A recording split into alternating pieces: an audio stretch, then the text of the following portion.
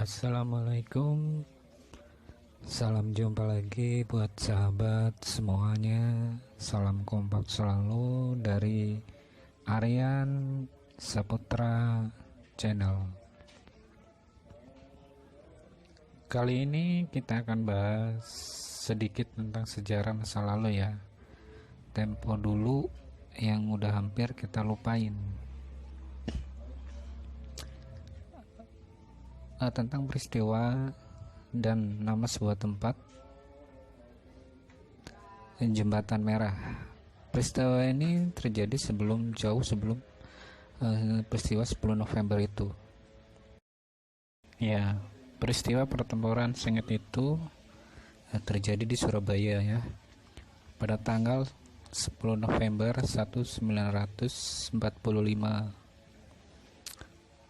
Tak bisa kita lupakan begitu saja. Bahkan Jembatan Merah yang jadi salah satu lokasi peperangan masih berdiri kokoh hingga saat ini. Jembatan yang panjang terbentang di atas sungai Kalimas serta menghubungkan Jalan Raja Wali dan Jalan Kembang Jepun. Kalau dilihat sepintas sih jembatan ini nggak ada wah-wahnya, samalah kayak jembatan biasa.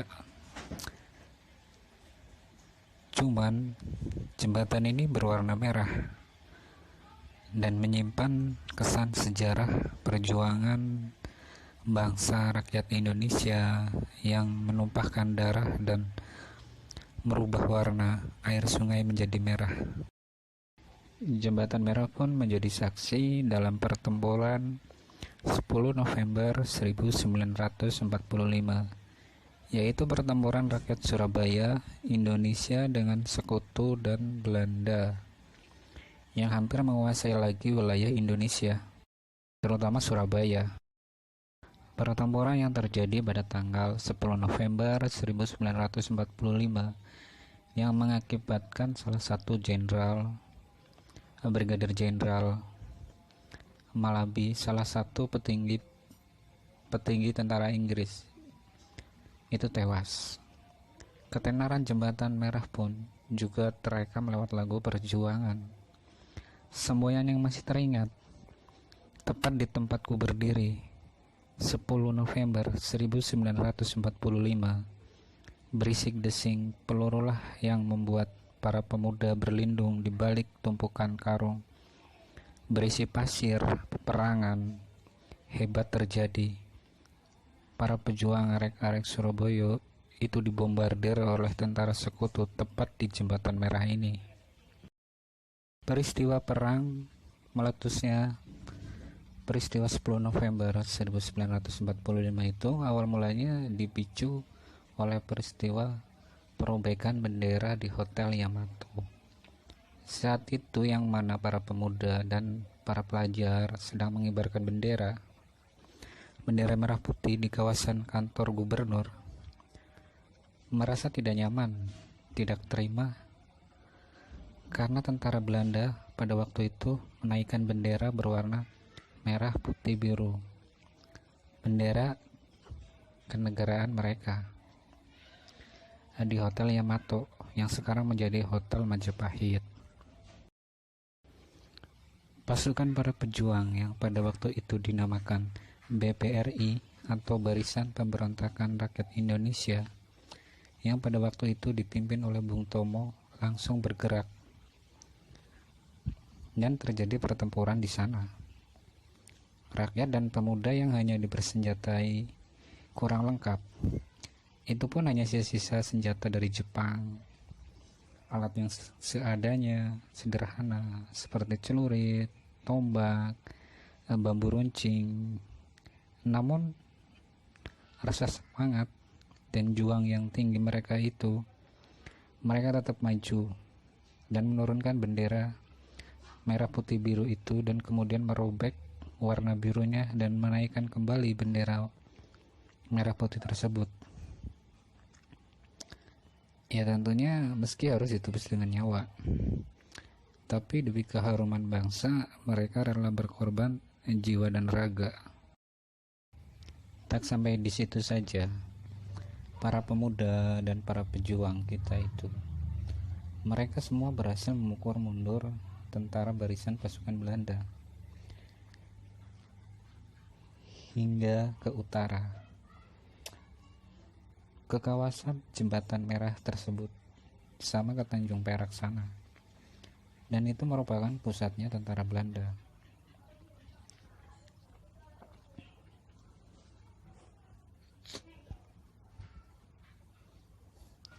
Pada Oktober tahun 1945, terdengar informasi bahwa tentara Inggris akan mendarat di Surabaya. Mereka berjumlah ribuan. Ribuan sekutu turun ke pelabuhan Tanjung Perak.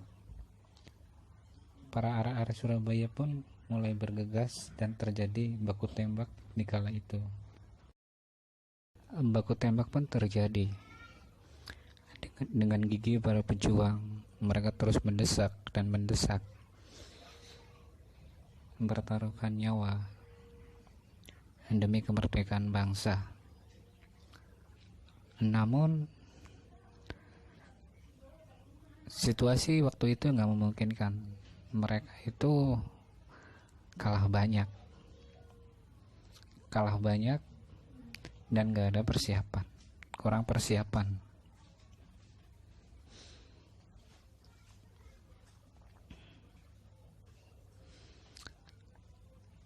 Dan karena kalah jumlah, tentara Inggris pun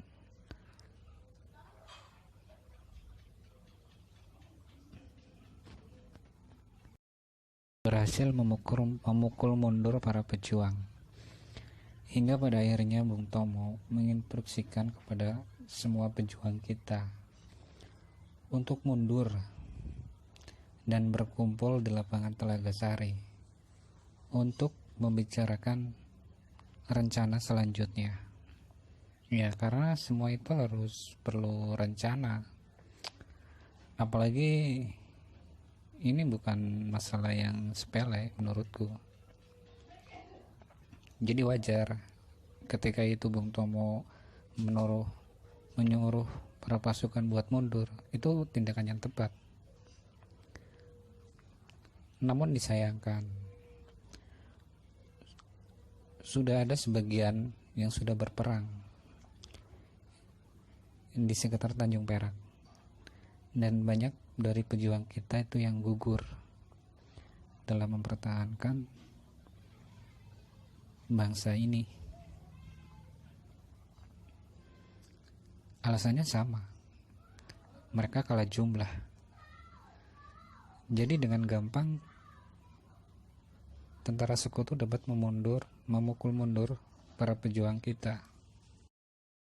Setelah semua para pejuang dan para pemuda rakyat Surabaya pada waktu itu sudah berkumpul semua di lapangan Telaga Sari, pada hari itu juga Bung Tomo mengadakan rapat raksasa yang membahas bahwa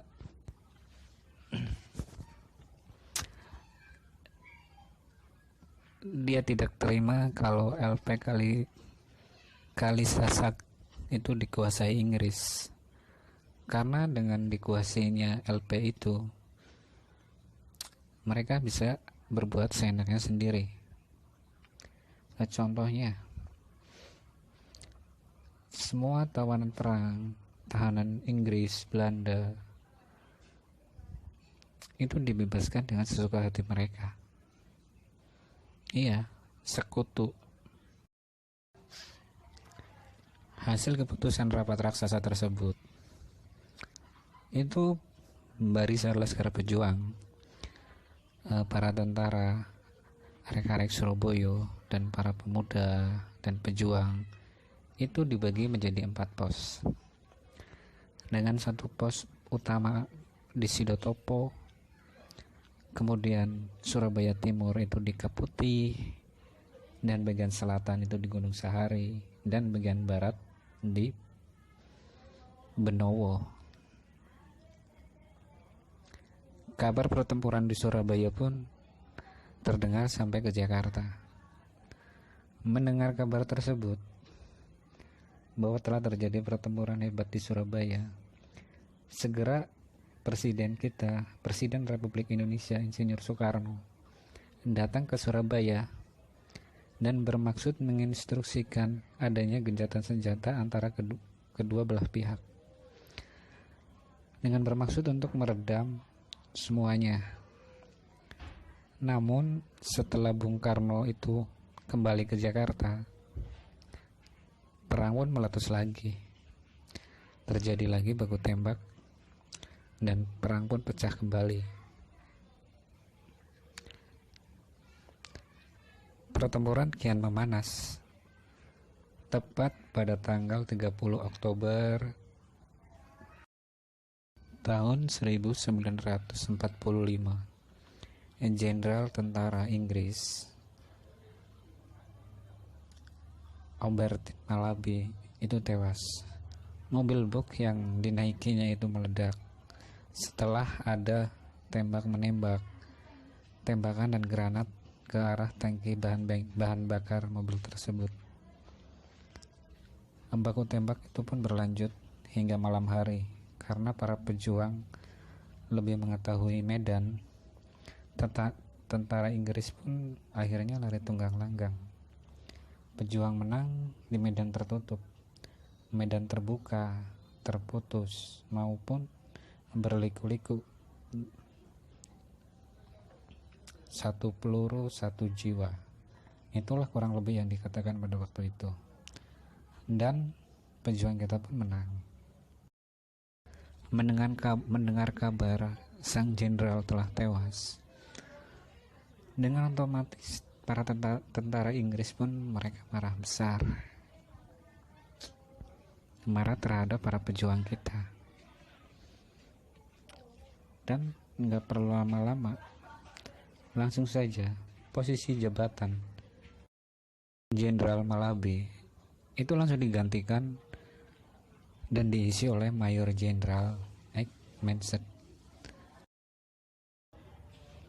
Tidak lama setelah masa peralihan jabatan tersebut, terlihat segerombolan pesawat terbang menyebarkan selebaran dari langit di kota Surabaya. Tidak hanya itu, kendaraan tank darat pun menyebarkan pengumuman yang sama, yang berisikan ultimatum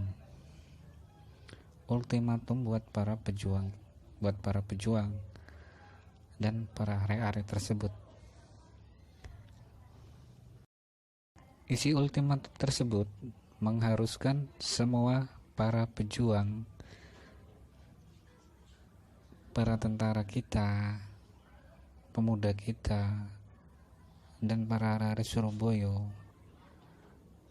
semua harus menyerahkan senjata dan menyerah tanpa syarat dan berjalan ke arah Tanjung Perak. Tentu saja ultimatum tersebut membuat para tentara dan pejuang kita marah. Dengan otomatis mereka pun menolak dan gak menghiraukannya. Merasa peringatan mereka itu tidak dihiraukan oleh para pejuang kita, mereka pun marah.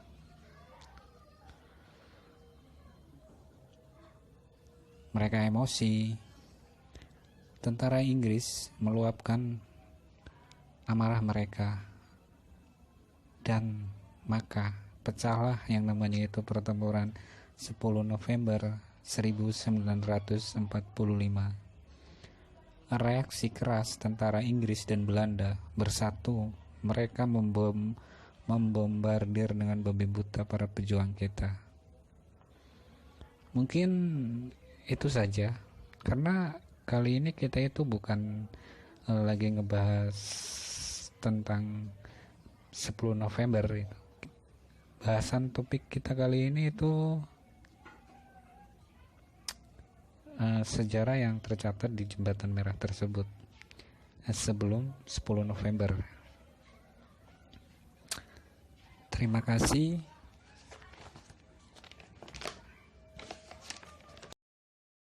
Terima kasih.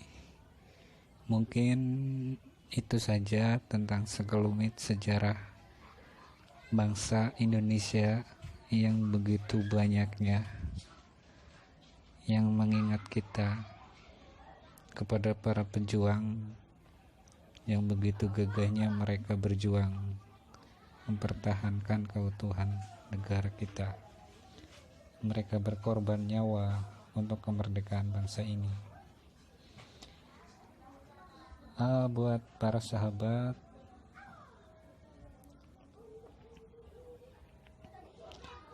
sekian. Assalamualaikum warahmatullahi wabarakatuh. Jangan lupa tetap dukung channel kita, Aryan Saputra Channel, dan subscribe dan tekan tombol lonceng. Silahkan tinggalkan komen di kolom komentar.